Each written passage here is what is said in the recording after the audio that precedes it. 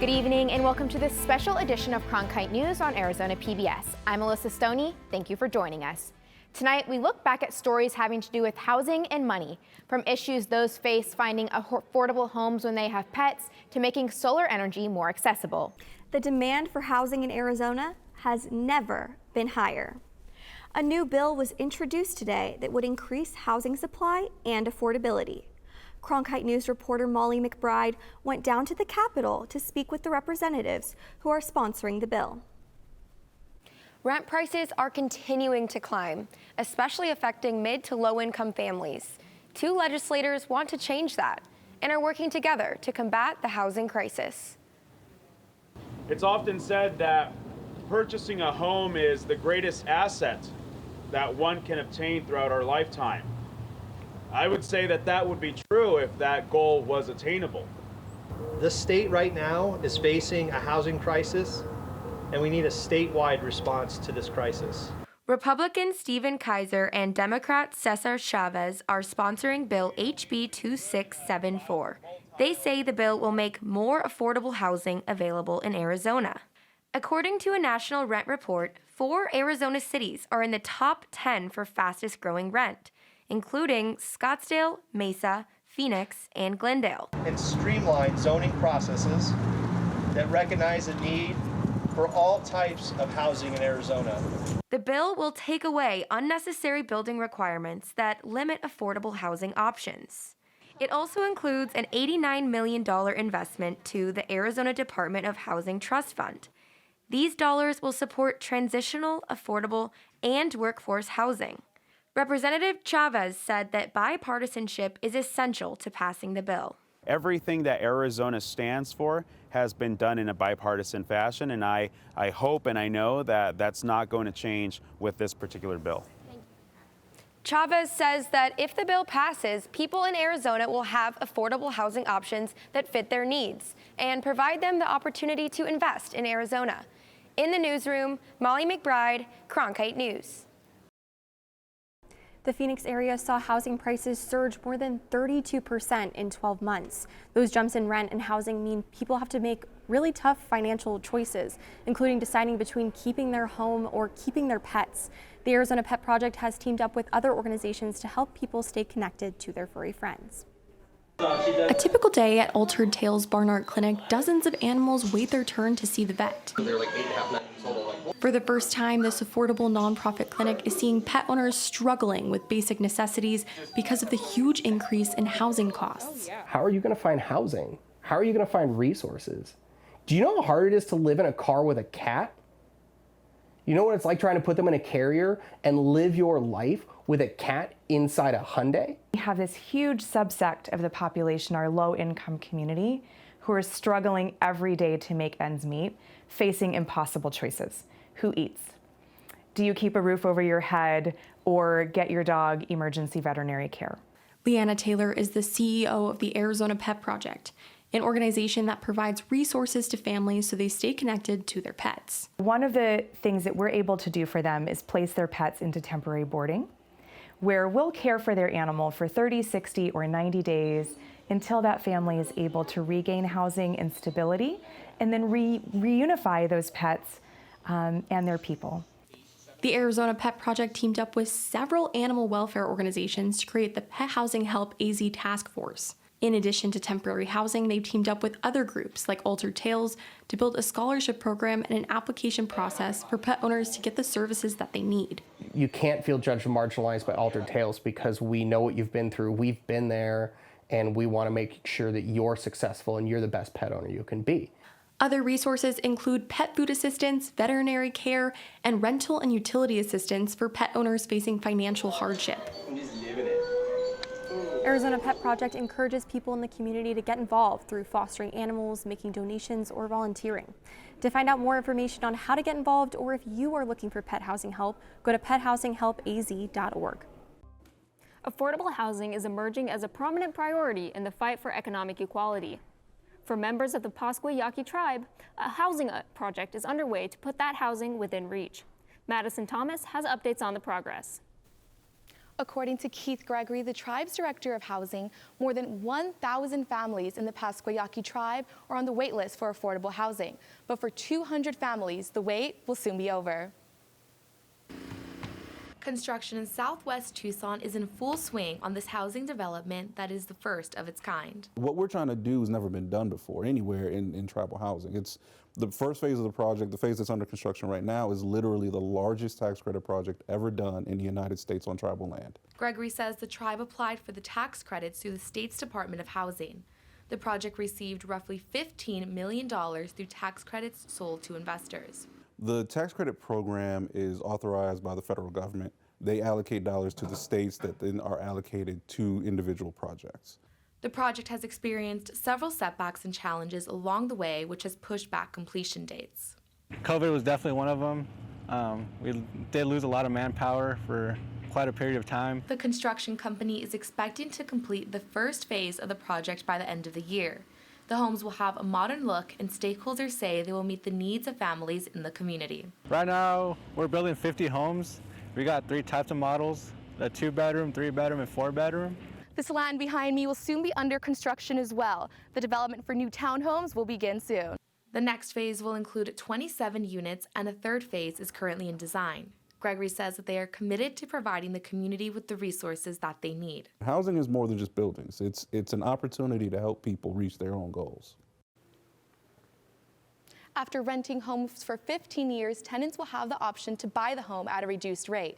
Gregory says this allows families to build generational wealth from the home's equity. In the newsroom, Madison Thomas, Cronkite News. According to the Arizona Office of Tourism, Arizona travel spending declined from more than $25 billion in 2019 to $15 billion in 2020. Cultural tourism took a big part of that hit, with many tribal landmarks and attractions shut down during the pandemic. Mackenzie Allen Charmley has more on how tribes are trying to bring tourism dollars back. With dancing, singing, food, art, and cultural exhibitions, the Arizona American Indian Association brought together representatives from the 22 tribes in the state to revitalize and bring awareness to cultural tourism. Board member Dorothy Gishi is grateful for Native communities to have more control over their narratives. As Native American indigenous tribes, we're wanting to take more of a role in inviting people to our different communities because we want to tell our stories. We know what our historical histories are. We know what our cultures are. However, COVID-19 was an immense burden on the tourism industry, and especially its cultural sectors. According to the Arizona Office of Tourism, Arizona's travel economy, which includes native tourism, lost billions in revenue, dropping a total of 41% from 2019 to 2020. Native communities were especially affected. Hopi vendor Bonnie Sekakaku says her tribe faced hardship. It's been really a hard struggle, and that's probably been the most impactful thing is not being able to come visit and learn who we are. And then the people that survive off of this economically are kind of without a job. Navajo and Hopi artist Sean Rogers says the event is an opportunity for those who can't travel to tribal lands. To share our culture, it feels good when we bring it to you guys here in the city. It helps you, you know, and then you get a more in a depth of what we are, what we do, what we pray for, what we sing for. In Scottsdale, Mackenzie Allen Charmley, Cronkite News. Many reservations and their tourist destinations are open for the tourism season. However, tribal officials recommend calling ahead to see if any COVID-19 precautions are in place.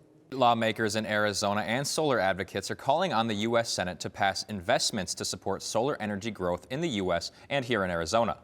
Cronkite News reporter Autria Maneshny explains how these billions of dollars could make renewable energy more accessible in Arizona. Tamara Muir and her husband have lived in Tucson for more than 14 years, and this year they decided to invest in rooftop solar.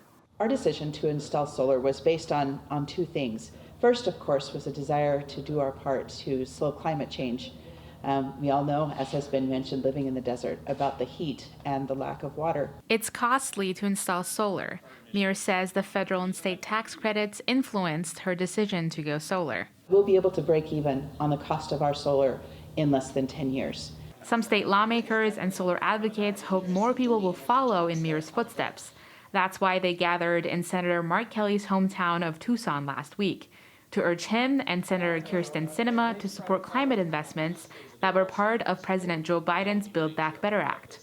The act passed the House but has stalled. These investments would be about $550 billion and would grow Arizona's renewable energy sector. For State Representative Daniel Hernandez, he sees that money helping low-income families get access to green energy. In a state that has more sunshine than almost any other state in the country and almost any other place in the world, it is unconscionable that we are not doing more to invest in ensuring that there is rooftop solar for as many Arizonans as possible. Investing in solar is also one solution the Intergovernmental Panel on Climate Change recommends in their recent report. This is so important to Arizona to fight climate change. It literally means whether we get to stay here. In Tucson, for example, the days above 105 degrees are increasing.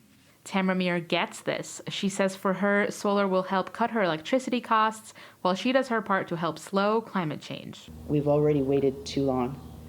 And every year, the extreme heat and weather cost us even more. Muir says the federal tax credit to get solar is a good incentive. And if Congress can get behind climate investments, that could reduce the cost of installing rooftop solar. That's according to the White House. John Mittman with Arizona Solar Energy Industries Association says incentives are only part of the solution. He says what really needs to happen is workforce training to meet the growing demand for clean energy jobs that these investments would bring. And workforce training takes a long time and a lot of investment. In the absence of the legislation, it's just going to really continue to hamstring us in the future. For now, Muir is excited about what rooftop solar will mean. Tucson Electric Power will pay for any excess energy, and when the panels are paid off, she won't have an electric bill. That's money, Muir says, she plans to use to buy an electric vehicle. In Tucson, Atria Meneshny, Cronkite News. Food deserts affect communities by not having access to healthy food. Either the food locations are too far or too expensive. Cronkite News reporter Reina Preciado tells us how a small business in South Phoenix is changing that and helping families. We're doing both dry goods. Preparing fresh food and bagging the items for the South Phoenix community is a monthly routine for Sana Sana Foods. We use the grains from different indigenous crops that have been here. There are wheat berries and chickpeas as well as tepery beans that have more protein than a regular pinto or black bean that are commonly known. Maria Paracano started Sana Sana Foods in 2018 to provide healthy, plant-based food options. Sana Sana Foods is helping work toward meeting the goals of the 2025 Phoenix Food Action Plan. Why isn't there more access to fresh food, to healthy food, instead of cheap and fast food? In Phoenix, there are 43 food deserts. Many people have to drive more than 1 mile to access fresh food. Sana Sana Foods brings the fresh food bags to the Chicanos por la Causa Community Center in South Phoenix. Once a month, community members come to pick up the bags. So this site is in a zip code of one of the poorest zip codes in the county. We know that many of the families and the children that we serve go under food insecurities. So it's important that they have access to nutrient-dense foods, not just general food bags. To create the 2025 Food Action Plan, City of Phoenix officials had to conduct a study. So with that in mind, we started to look at what would be the challenges and where are the opportunities to create a plan that is really going to make the most difference to those that are most impacted by food insecurity and hunger. Albright says they heard from the community members most impacted by food insecurity. As it turns out, folks that are most impacted happen to be women and women of color. The city provides funds to groups like Sana Sana Foods to connect with the community. Right now, during these times, food is especially expensive and there is little access to get it fresh. Avila receives healthy food packages. She says they help not only herself, but she sees how they help others too. I feel great satisfaction when people come who really need it. When they say, oh, I didn't have eggs or I needed potatoes, and I'm left like, wow. So it's amazing to see how with so little you can make many people happy. You can't imagine the great satisfaction it is to see them smile as they take that bag of food home. In Phoenix, Raina Preciado, Cronkite News. The Phoenix Food Action Plan has 5 goals to achieve by 2025, including providing healthy food for all, strengthening the local economy, celebrating local and diverse agriculture, maintaining a sustainable environment, and establishing a resilient food system.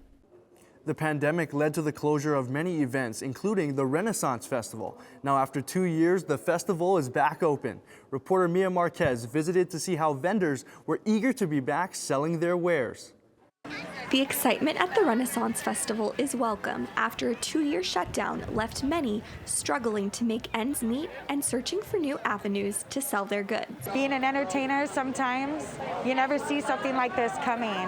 So it's definitely a kind of a jump start on what our other options are besides just festivals. Berg says many vendors tried to switch to online sales, but the change was not easy. I found that on online sales, I have to do a lot more work for each individual item I have to sell, because I have to, sell it online, write the listing, do the shipping, and it was not as good. Miller also relied on federal assistance to keep his business afloat and keep his workers employed. With the way the economy was during the shutdown, if I had to let people go, there wouldn't really have been anywhere else for them to go. There weren't any new jobs open or anything like that, so it really would have put them in a bad place.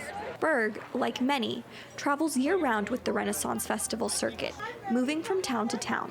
The pandemic not only left them without a livelihood, but also without a home. The Renaissance provides a living space for those of us who do this full time. So I really don't have a permanent residence anywhere. But we all got a chance to really figure out how to do it on our own. Many vendors turned back to the community for housing and financial support. Now that the circuit has reopened again, Berg says it's the patrons who make this lifestyle possible. If it weren't for the people who come here, I wouldn't be able to live this life the way that I do. So it's all a big circle of giving and taking and exchanging those energies to just bring joy and love to people. The electrified energy comes from not only the thankful vendors, but also the guests looking to have some medieval fun. In Gold Canyon, Mia Marquez, Cronkite News. The Arizona Renaissance Festival ends in April when the temperatures spike. Many vendors will travel to cooler states like California and Georgia for the summer months. That's it for Cronkite News tonight. Thanks for joining us. Break It Down is next. And for top Arizona stories anytime, go to cronkitenews.azpbs.org.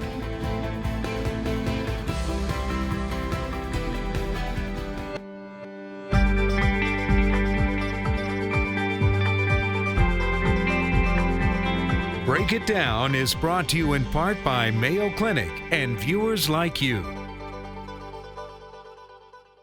Hi, I'm Swapna Reddy, and I teach and research at ASU's College of Health Solutions and Mayo Clinic Allick School of Medicine in the areas of health policy, population health, and health disparities. And I'm a co-host of Break It Down. Doesn't it seem like every single time we start to understand a variant, formulate a plan, and put action to it, another one pops up? First Delta, and now seriously Omicron. I mean, what is next? And with all these variants spreading quicker than celebrity gossip, it has us all asking, why is the Rona still here? Dr. Shad, help us break this down. Give us a kind of status update on what is happening with this variant. Well, this variant is the most transmissible variant to date. So it's really just burning through everyone, including people who are fully vaccinated. In some cases, people are boosted. But the good news is if you're fully vaccinated, and especially if you're boosted, you're likely to just experience a bad cold and nothing else. And so that is really a great sign in terms of Omicron, even though it's overwhelming our healthcare system just because it's doubling so quickly. And we have no mitigation measures in place here in Arizona. So we have nothing to slow the spread. And that's what's causing problems for anyone seeking any kind of emergency or hospital level care, because we just don't have staff or beds for you. Yeah, and so, it seems like there's a focus, or there's a lot of language on vaccination, but we don't have a lot of sort of local or state related vaccine requirements, we have kind of like a pretty please go get vaccinated, right? And we're still far below the vaccine rate of many other states. And then we have just really inconsistent sort of mask language. And I know you and I are both parents, and this is a tough time to be a parent, especially if you have school-age kids and sort of this really inconsistent masking requirements at schools. So what is going on with that, and what should we recommend? It's really difficult, I think, especially as a parent. You know, we kept our kids home for the first year and a half. We reluctantly sent the two older ones in the beginning of this past fall semester, and then we finally sent the youngest after all three were vaccinated in January, only to go back to this Omicron surge, right? So it's definitely been really unsettling, I think, as a parent because of lack of consistent rules in terms of masking. You know, the best evidence shows that if we require higher quality masks, I think including in schools, and also have HEPA filters, portable HEPA filters. When you combine those two interventions, you have a 92% decrease, according to the research, in terms of spread of COVID. So I think that would be best practices and the standard that we should have been using, and that would keep schools open. It would keep us from having to quarantine large numbers of kids, keep us from having to go to online learning, because the best place for kids, as we all know, is to be in school. Right? It's best for their own development as well as the mental health of parents. You know, the recommendations around masks have shifted recently, especially with the Omicron variant, right? And so I think a lot of us that were masking, and especially with kids, but adults too, got really used to some really comfortable cloth masks, right? I know I certainly did. I've been lecturing in cloth masks for almost 2 years now. But we're hearing that they actually aren't that effective with this particular variant. So we're having to switch over, right? So can we talk a little bit about kind of that switching over of the mask and what we recommend, because folks are having to sort of catch up with the science as it's changing?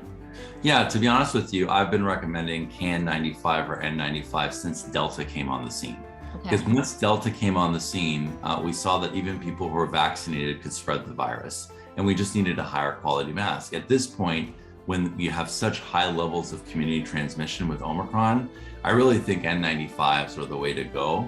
KN95 would be a close second to that, but I think even cloth, obviously, even surgical masks. So I disagree with the CDC saying have a surgical grade mask. I think the CDC should be recommending, you know, N95s or KN95s, and we should have used the Defense Production Act and, you know, COVID relief funds to actually provide for these high quality masks for all Americans. I know that we're sending testing kits, and testing and staying at work, testing and staying at school is a great strategy, but I would have liked the priority to have been high quality masks for everyone first, followed by, you know, good at-home tests for people, because the masks are ultimately what stop the spread. Yeah, absolutely. Our family has switched over to KN95s, and it takes a little bit of adjustment, but we're all there. And it's right, it's certainly a lot more expensive than the cloth mask that we were using before. So all really important kind of pieces to think about. How has the pandemic affected you, and especially how is it affecting you right now as a healthcare provider and professional? I mean, I think it's been frustrating. I think it's really tested our patience, and also really questioned kind of like our, you know, morale in terms of just motivation to just be out there. I think as a physician who's also trained in public health and a medical educator who oversees public health, nutrition curriculum at our medical school, you know, there's a lot of lessons learned from this pandemic in terms of how not to do things. What we can do moving forward to align policies with science and not politics. I think we've learned a lot from the politicization of masks and vaccines, things that we never expected to see. And so it's been really frustrating. And then obviously it's demoralizing, I think, as a healthcare provider, when you go in and you're seeing all these sick folks, and then you kind of go outside and see people at restaurants and bars. Yeah, I hear all of that. And you know, I'm married to a physician as well. And so I definitely know where that frustration and that morale sort of breaking experiences are coming from. You know, as an educator, it's tough, right? Because I'm at a huge university, and we know the science, we know the evidence, and we're teaching the history, but we're also teaching sort of how evidence and science needs to be used in policy. And it's tough to not necessarily always see it in practice. And you're right, I'm very frustrated by the politicization of this pandemic. And I think that's hurt all of us through this pandemic. But I have to also tell you, and I can never divorce it, as a parent, I think it's been incredibly tough to get through the pandemic, keep our kids at school, keep their mental health kind of at the forefront as well. I have a 12 and 14-year-old, and it has been tough. It's been hard to navigate, but try to keep everyone safe. And I think all of us have had personal loss as well. So trying to keeping our own mental health and well-being at the forefront is tough as well. So, we want to hear from everyone out there. How has COVID-19 impacted you? Follow us on Instagram at Arizona PBS and join the conversation. Let us know what you think and share your personal experiences as well. And at that, Dr. Shad, thank you for breaking this down with us today. This is an important topic and one that we seem to continuously be living through. Thanks so much for everything you're doing as an educator, as a practitioner, and using your voice. Thanks so much. Thank you, Swapna.